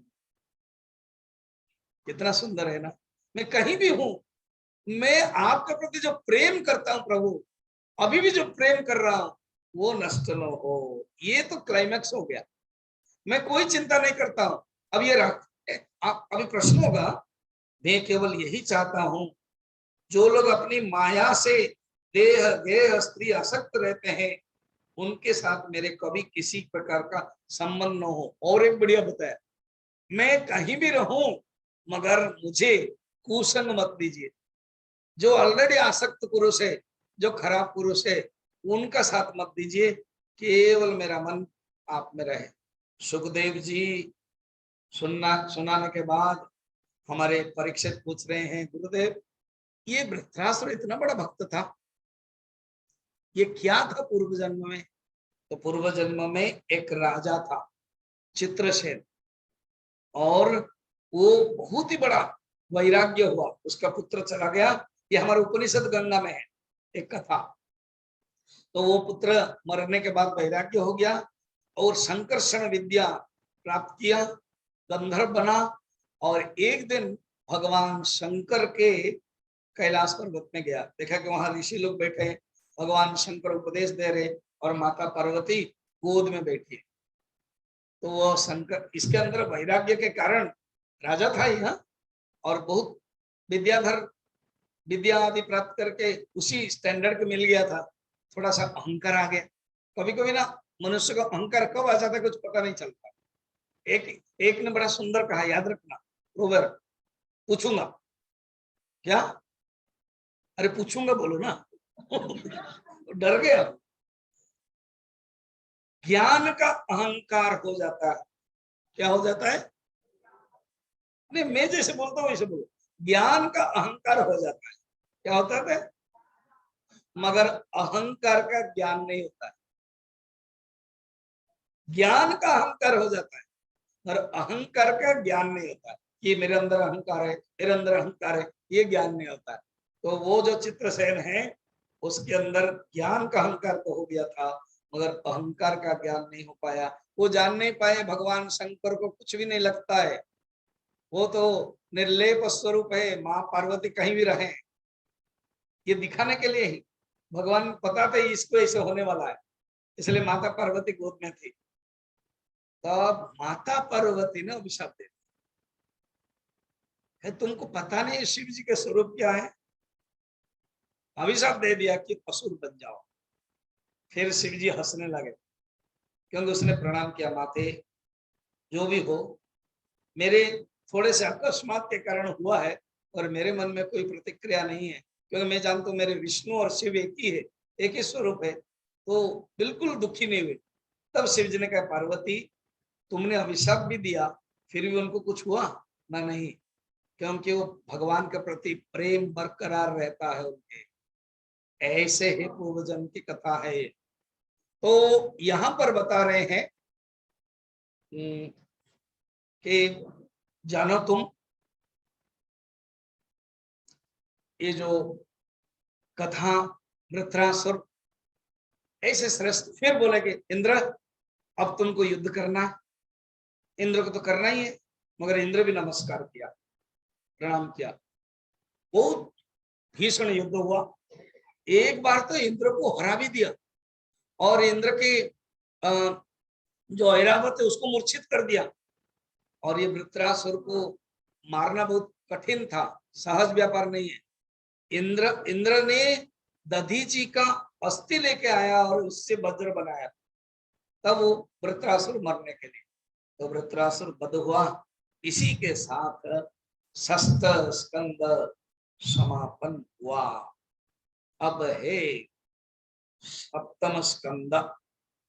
उसी बीच में कश्यप और अदिति के पुंसवन से मार्गशीर्ष शुक्ल पक्ष में सार्वकामिक व्रत करते हैं।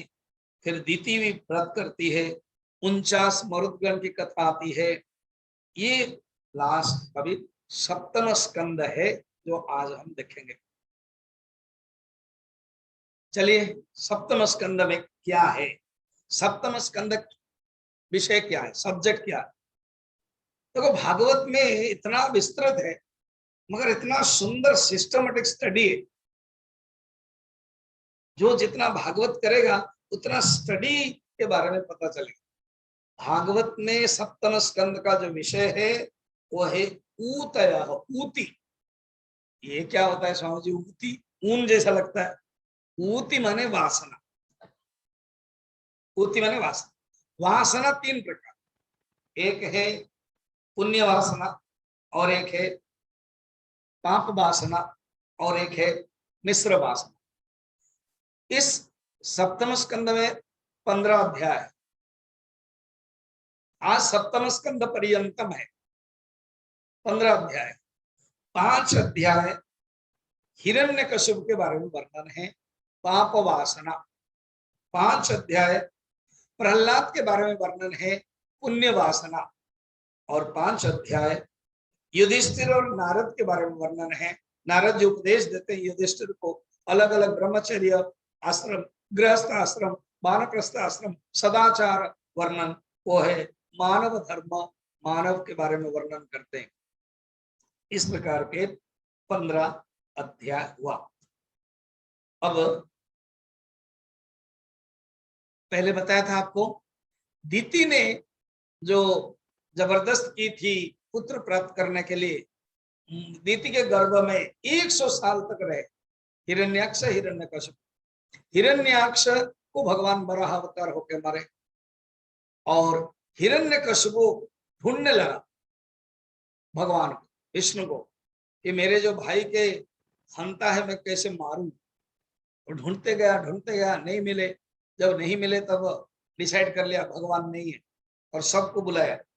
ये जो फर्स्ट सेकुलर गवर्नमेंट किसने स्थापित किया था पता है? ये हिरण्यकशिपु। और हिरण्यकशिपु की दायद मैंने ही यहाँ पर से बनाया भारत को, क्योंकि उसने कहा कि भगवान विष्णु को कोई पूजा नहीं करेगा, हवन करोगे ना, ओम हिरण्यकशिपाय स्वाहा ऐसे करो। सब डरने लगे। अब उसने ब्रह्मा को तपस्या करने के लिए गया। जब ब्रह्मा को तपस्या करने के, अच्छा अभी प्रश्न होगा, यहां भी है, हिरण्यकशिपु राक्षस है और उनके पुत्र प्रहलाद इतना भक्त कैसे बन गया? जैसा भी अजामिल के संस्कार कहीं ना कहीं था, जिसमें वृत्रासुर का संस्कार कहीं ना कहीं था, और प्रहलाद का संस्कार देखना कहा, वो कथा है। तो हिरण्यकशिपु तपस्या करने के लिए गया। भगवान ना, हमारे जो भगवान विष्णु बड़े लीलामय है, हास्यमय, लीलामय, कौतुकमय, वो नाम है कौतुक प्रिय, क्रीड़ामय। तो जब बैठा जंगल में भगवान ऐसे तोता बन करके, ये जो तोता है ना ये सुखदेव का प्रतीक है, इसलिए भागवत में लटका जाता है तोता। सुखदेव, सुखदेव प्रतीक है। जैसे बांस का प्रतीक है वो, बांस में वो धुंधकारी प्रेत रहता है, तो सुखदेव यहाँ, एंड ये व्यासपीठ कहते हैं और ये भागवत कहते हैं। तो ये सब परंपरा के अनुसार। तो हिरण्यकशिपु ध्यान कर रहा है, ओम ब्रह्मणे स्वाहा, ओम ब्रह्मणे नमः। ब्रह्म ने ब्रह्मा, नर ब्रह्मा। तो भगवान विष्णु ने तोता बन गए। तोता बन के क्या बोलने लगे? नारायण नारायण, नारायण नारायण नारायण नारायण। तो हिरण्यकशिपु को सब पसंद है, एक ही पसंद नहीं।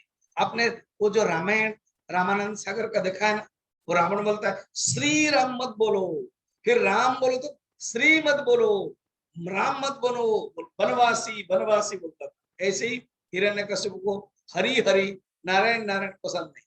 ये तोता बन करके नारायण नारायण हरे हरे, हरि गुस्सा हो गया, उस पेड़ से छोड़कर दूसरा पेड़ आया, सारा दिन ऐसे ही चला गया। उसने कहा कि नहीं इस बार नहीं होगा ये तपस्या, वापस आ गया। वापस जब आ गया, पत्नी का नाम है कयाधु, सुंदर कहानी। पत्नी का नाम कयाधु है। उसने हे आर्य क्या हुआ? अरे वो तोता एक डिस्टर्ब कर रहा था। क्या बोल रहा था? अरे जो नहीं चाहता था बोल रहा था ना, बताइए ना क्या बोल रहा था ना, हरि हरि बोल रहा था, नारायण नारायण बोल रहा था, मुझे बिल्कुल पसंद नहीं है। कयाधु बहुत खुश हो गई मगर बोली नहीं, क्योंकि पत्नी अगर चाहती है पति को परिवर्तन करने के लिए ना, सब कुछ संभव है, ये प्रमाण है। तो भोजन दिया, भोजन के समय में पंखा जैसे करते हैं, सेवा करते हैं। हे आर्य बताइए वो तोता क्या बोल रहा था? गुस्सा हुआ, फिर भी क्या करे, पत्नी है, पत्नी की जो प्यारी सुंदर रूप है देखकर पिघल गया और कहा कि वो तोता बोल रहा था हरि हरि नारायण नारायण। फिर शयन किया रात में। उस समय जो सहवास के समय हिरण्यकशिपु का जो शक्ति कयाधु ग्रहण किया अपने गर्भों में, उस समय पूछा हे आर्य बताइए तोता क्या कह रहा था? ना हरि हरि नारायण नारायण। तब भगवान को कहा हे हरि हे नारायण, मेरे पतिदेव आपका विरोध है, मेरे पतिदेव आपका शत्रु है, मगर मैं आपके ही भक्त पुत्र चाहती हूँ। आप ही खुद भक्ति दीजिए मुझे और आप मेरा जो पुत्र है वो भक्त बन जाए। भावना के कारण प्रहलाद अंदर रहा। अब क्या हुआ? कुछ दिन के बाद गर्भवती है ये, हिरण्यकशिपु चला गया। अब इंद्र को लगा कि ये तो गड़बड़ मामला है, इंद्र को सब कुछ पता नहीं है, उसको तो हाफ नॉलेज है। Half knowledge is very dangerous, है ना? तो एंड कहते हैं jack of all trades master of none, master of all नहीं, मास्टर ऑफ नन। तो इंद्र ने क्या किया, जबरदस्त हरण चल कर दिया कयाधु और मारने के लिए चल पड़ा। तब नारद जी आ गए, डर गया। नारद जी कहा कर क्या रहे हो? आप नहीं जानते हैं ये कयाधु का वंशधर है, ये हिरण्यकशिपु का वंशधर है। हिरण्यकशिपु अभी ब्रह्मा को तपस्या कर रहा है, मैं उसको मार दूंगा। तुम ना 5-5 गलत कर रहे हो, 4-5 गलत कर रहे हो। बताऊं? सुन लो। पहले स्त्री हत्या महापाप, सेकंड ऋण हत्या महापाप, थर्ड भक्त हत्या महापाप, फोर्थ और कभी भी हिरण्यकशिपु मरेगा नहीं, फोर्थ। और फिफ्थ, हिरण्यकशिपु को मारने के लिए जो अवतार होने वाले हैं वो नहीं आने वाले। 5 प्रॉब्लम तुम शुरू कर रहे हो ना, ये नहीं समझा तुम, अभी समझने में तैयारी नहीं, अब इनको छोड़ दो। भ्रूण हत्या मत करो, नारी हत्या मत करो, इसी के कारण ही भगवान आने वाले। ये एक भक्त है, तुम देखोगे। छोड़ दो, छोड़ दिए। अब कयाधु को लेकर के मरीचि का आश्रम लेके गए। मरीचि को कहा ये हिरण्यकशिपु की पत्नी कयाधु है और मरीचि भी जानते हैं कि भक्त आने वाले हैं। तो मरीचि के आश्रम में नारद जी उपदेश दिया था, इसलिए जब बच्चे नारद जी के उपदेश को वो अपने स्कूल में बच्चों के सामने प्रवचन देते थे, तो बच्चों ने पूछा हम भी इसी स्कूल में हैं, तुम भी इसी स्कूल में हो, हमारे सब पढ़ाई नहीं होती है, only physics chemistry botany biology economics political science सब पढ़ा रहे हैं, और तुम ये मैंने स्पिरिचुअल नॉलेज कहाँ से मिलता है तुम? तो बोले मैं जब माँ के गर्भ में था, नारद जी ने मुझे जन्म से पहले समझा दिया था। सोचो तो, ये इसको फॉरेनर्स लोग एक मैंने किया है, मेडिकल नेचुरल एजुकेशन कहा, मैंने गर्भों में शिक्षा दी जाती है जो हमारी परंपरा में है। अब अभिमन्यु के बारे में भी देखो, अभिमन्यु माँ के गर्भ में थे, है ना, सुभद्रा के गर्भ में, और अर्जुन जो बोल रहे हो सुन रहे। इसी बीच में अर्जुन सो गए, सुभद्रा सो गए, तो जो वापस आना है चक्रव्यूह से वो जान नहीं पाए। ये है हमारी कथा। अभी क्या हुआ, प्रहलाद आ गए, प्रहलाद तो जन्म हो गए और लेके आ गए। इधर हिरण्यकशिपु जब पता चला तो हिरण्यकशिपु को भी तब लेके आ गए और प्रहलाद बड़ा हो गया। प्रहलाद छोटी छोटी बढ़िया बढ़िया बातें करने लगे, इसको शिक्षा देना है। शुक्राचार्य के पुत्र संडामर्क दो पुत्र थे, संड अमर्क। उन दोनों को बुला करके कहा कि इनको एजुकेशन दो, सेकुलर एजुकेशन। धर्म के बारे में बिल्कुल बोलना नहीं, विष्णु के बारे में बिल्कुल बोलना नहीं। तो ये तो वही चीज बोलते थे। एक दिन क्या हुआ, भगवान के बारे में विष्णु बोलते थे, तो छत के ऊपर हिरण्यकशिपु था और भगवान का नाम बोलने लगा, गोविंदा जय जय गोपाल जय जय। अब भगवान का नाम जब बोल रहे हैं तब छत के ऊपर था, और उसके बाद वो सुना, प्रहरी को बुलाया, क्या हो रहा वहां, क्यों कौन रहे ना, गुरु गए हैं छुट्टी में, और ये जो स्कूल चल रहा है पाठशाला उसमें प्रहलाद गा रहा है, जबरदस्त लेके आओ, उसको पकड़ करके ले आओ। प्रहलाद बड़ा सुंदर में भगवान का नाम ले रहा, गोविंदा जय जय गोपाल जय जय। से छुआ गुड़ा तो डेंकी पढ़ाउछंती ऊपर को आ जगी भी कौन। सोचो अपने आप को कि प्रहलाद के साथ हम लोग सब एक मित्र हैं, भगवान का नाम ही ले रहे हैं, तो भगवान का नाम लेते हुए गा रहे थे। अब जब तान को जीव बोले विचार करती उसमें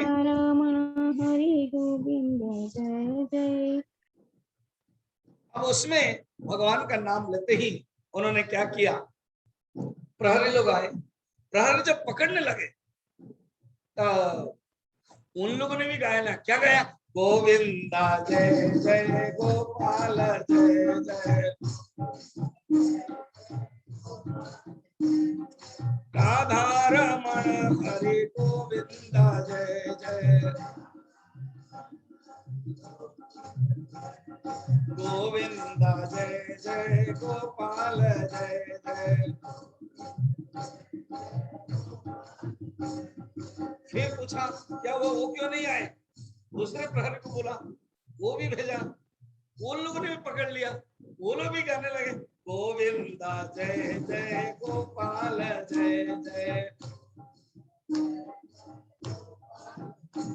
अब एक कमांडर इन चीफ को भेजा, बड़े आदमी को भेजा, पुलिस वाले का, वो भी भगवान का नाम ले रहे, वो भी गाने लगे भगवान का, गोविंदा जय जय गोपाल जय जय। हिरण्यकशिपु गुस्सा हुआ और गुस्सा करके कि ये सब लोग जाके वहां गोविंदा जय जय कर रहे, नहीं जाता। वो जो पकड़ा, प्रहलाद क्या गा रहे थे,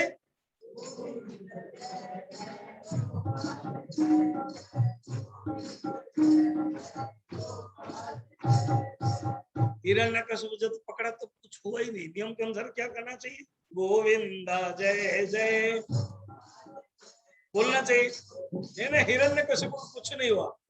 तो संत लोग बोल रहे क्यों, क्योंकि फ्यूज बल्ब का कुछ होता ही नहीं है। अब सॉकेट है होल्डर, उसमें 15 पावर लगाओ जलेगा, हेलोजन लग रहा जलेगा, तो ये सब अपने अपने।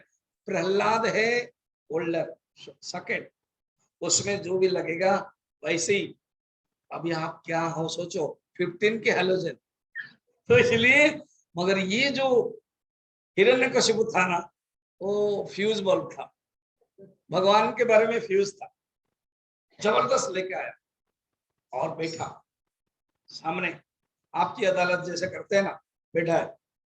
तो मैं तुझे इतना बोलता हूं, तो मेरा वंश के शत्रु बन जाता है, बार बार विष्णु का नाम न लो तुम ले रहे हो।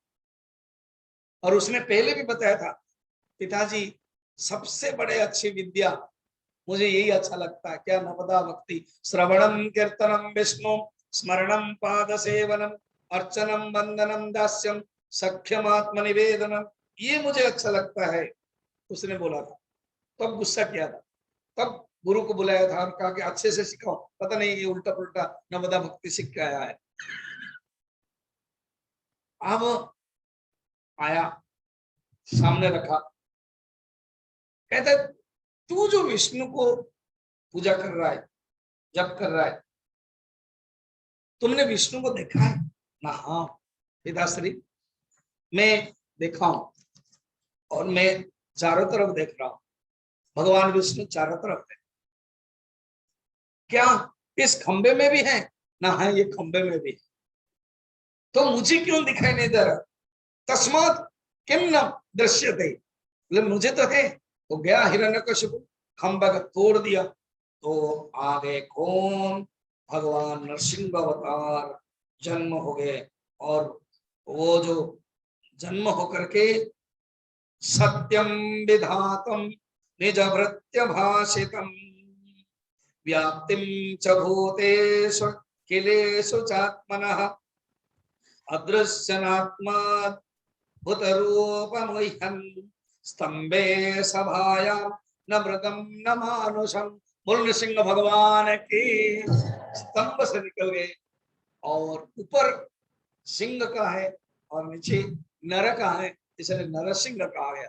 और हिरण्यकशिपु पकड़ा, हिरण्यकशिपु पकड़ करके उन्होंने क्या किया कि उन्होंने कहा कि अरे ये क्या बात कर रहे तुम, कौन आप? न मैं ही विष्णु, न विष्णु मुझे नहीं मार सकता है, ब्रह्मा का वर मुझे मिला है ना।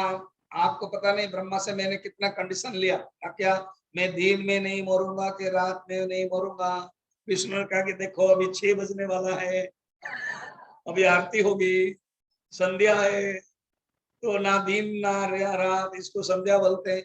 ना मैं बाहर नहीं मरूंगा कि अंदर नहीं मरूंगा। देखो आंगन में मैं पकड़ा तुमको, ये बाहर नहीं है कि अंदर नहीं, देहली में आया, देहली में। फिर मैं मुझे मनुष्य नहीं मारेगा कि पशु नहीं मारेगा। अच्छे से देखो, मैं मनुष्य नहीं हूँ, पशु नहीं हूँ, नृसिंह हूँ ना। मुझे अस्त्र नहीं मारेगा कि शस्त्र नहीं मारेगा। नहीं, इसके पहले बताया कि मैं नीचे नहीं मरूंगा कि ऊपर नहीं मरूंगा ना। हाँ देखो मेरे गोद में हो, ये ना नीचे हो ना ऊपर हो, तुम ना चेयर में बैठे हो ना जमीन में बैठे हो, ना तुम जमींदार हो ना तुम चेयरमैन हो, है ना, वो भी नहीं हो। तुम मेरे गोद में बैठे हो, नीचे ऊपर नहीं है, लास्ट है। मुझे अस्त्र नहीं मारेगा कि शस्त्र नहीं मारेगा। हाँ मेरे पास अभी सुदर्शन नहीं है, मेरे पास कोई खड़ग नहीं है, मेरे पास नाखून है। ये जो नाखून है, ना अस्त्र ना शस्त्र, विदार दिया। बोल नृसिंह भगवान के। इस प्रकार के हिरण्यकशिपु के बाद प्रहलाद को बैठाया, और प्रहलाद जब वो भगवान के अंदर बहुत क्रोध था ना, तो लक्ष्मी, नारायण, नारद और शंकर भगवान सब डर गए, प्रहलाद गए। प्रहलाद स्तुति करते हैं, और प्रहलाद को प्यार करके फिर उसके बाद रखते हैं, उनको चाटते हैं, क्योंकि भगवान के पशु बनकर आए, तो पशु का जो प्यार है, फिर उसको सिंहासन में बैठाते हैं, उनको राजा बना देते हैं। प्रहलाद भक्त भी है, राजा बनते हैं। इसके बाद सप्तम स्कंद समापन होने के बाद चतुर्थ दिन के जो प्रसंग है वो हम लोग कल देखें। कल है अष्टम स्कंद है, नवम स्कंद है, और दसम स्कंद के प्रारंभ में भगवान कृष्ण के जन्म प्राकट्य है। अभी हम लोग आरती करते हैं, आरती में आप देख लीजिएगा। आज करेंगे एल्ज राव और मंजू बंसल, और डॉक्टर शैली तो करेंगे ही। एल्जे, लक्ष्मी, मंजू बंसल, बंसल जी आइए।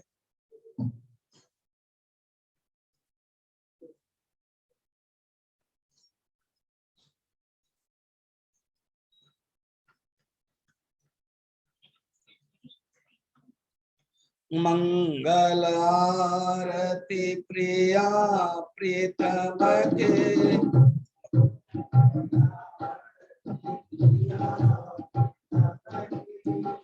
मंगल प्रीति रीति तो के,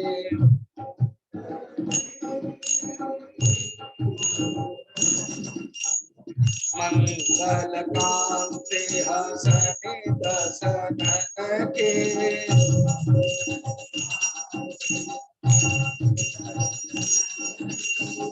मंगल मुरली बीना धुन के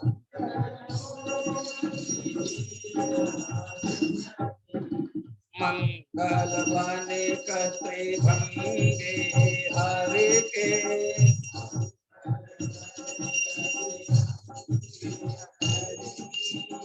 मंगल सेवा सब सहचर के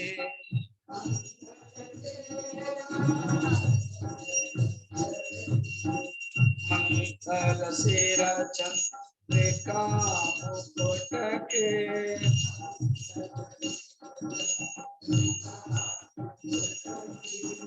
मंगल छवि नयन में अटके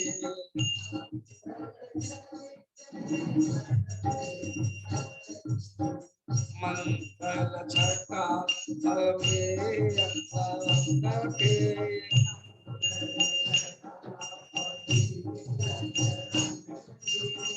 मंगल श्याम सरस रंग के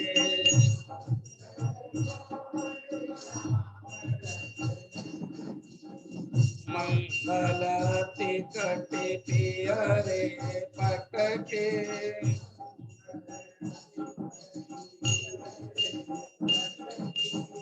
मंगल चितवनी नाग नट के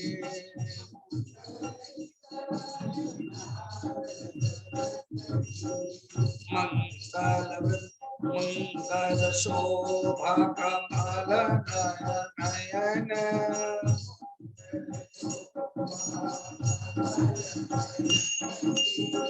मंगल माधुरी प्रतल बहन के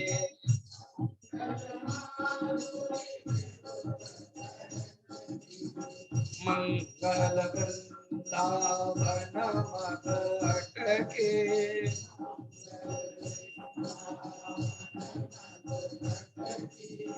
मंगल क्रीड़न जमुना तट के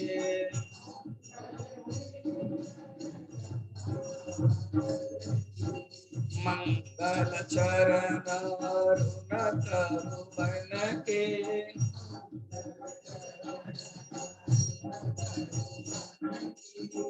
मंगल करनी भगति हरिजन के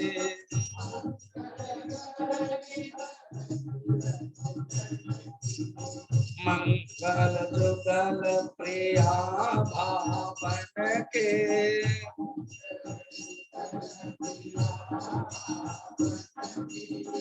मंगल श्री राधा जीवन के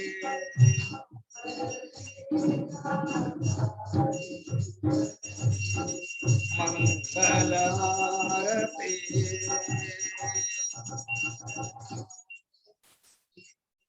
बोल वृंदावन बिहारी लाल के भागवत महापुराण के नमः पार्वती पते।